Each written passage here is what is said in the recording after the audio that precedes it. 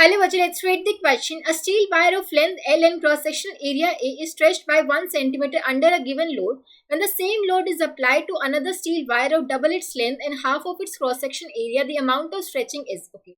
एक steel wire है जिसका लेंथ L दे रखा है, area of cross section A दे रखा है, ठीक है. It is stretched by 1 centimetre, उसको हम स्ट्रेच करें by 1 centimetre under a given load.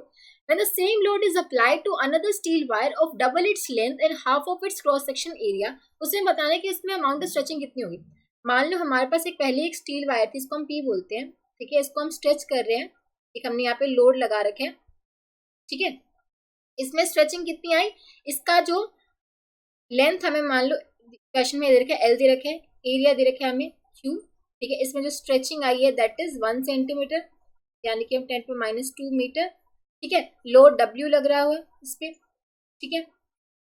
और जो और क्वेश्चन में क्या दे रखे हैं कि जो यंग मॉडुलस है ये भी स्टील वायर और दूसरी भी स्टील वायर है, तो अगर इसका यंग मॉडुलस मान लो YP मान लेते हैं, ठीक है. अब देखो सेकेंड एक वायर है Q वायर में मान लेती हूँ, ठीक है. इसकी लेंथ डबल है और हमने सेम लोड अप्लाई किया हो. इसकी जो लेंथ है LQ वो है that is double, 2 times L हो जाएगा. अगर इसकी L थी तो इसकी 2L हो जाएगी. इसका जो एरिया ऑफ क्रॉस सेक्शन है वो हाफ है, half of its cross section area. जो दूसरी हमने स्टील वायर ली है उसका area of cross section half है, ठीक है. इसमें हमें बताना है कि स्ट्रेचिंग कितनी होगी, चेंज इन लेंथ हमें बताना कितना होगा. इसमें भी हमने सेम लोड अप्लाई किया. इसका यंग मॉडुलस YQ बोलते हैं. देखो दोनों स्टील वायर है, यानी कि दोनों का जो यंग मॉडुलस होगा दैट वुड बी इक्वल.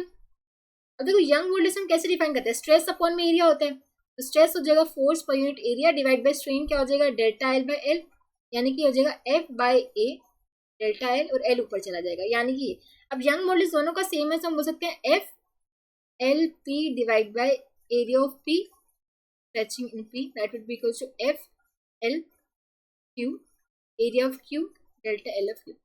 ये F कैंसिल हो जाएगा बिकॉज दोनों में सेम लोड हमने अप्लाई कर रखा था, ठीक है. LP की वैल्यू क्या है L, area of P is A, तो ये हमें दिया हुआ है 10⁻² मीटर.